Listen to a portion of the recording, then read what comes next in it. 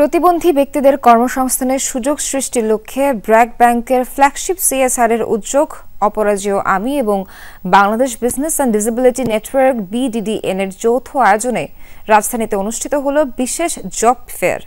রাজধানীর কৃষিবিদ ইনস্টিটিউশনে আয়োজিত বিশেষ এক জব ফেয়ারে চাকরি পেয়েছেন ৪৬ জন প্রতিবন্ধী।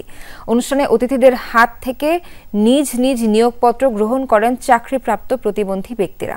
মেলায় অংশ নিয়েছিলেন ৬০০রও বেশি নিবন্ধিত প্রতিবন্ধী চাকরি প্রার্থী এবং দেশের ২২টি প্রতিষ্ঠান।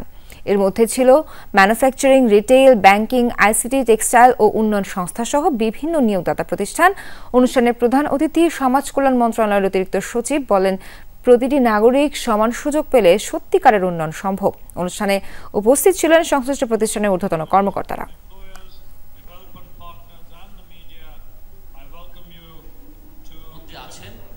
আমরা জানি যে আমাদের 12 ধরনের প্রতিবন্ধিতা আছে। 2013 সালে যখন আইনটি হয়েছিল প্রতিবন্ধী ব্যক্তির অধিকার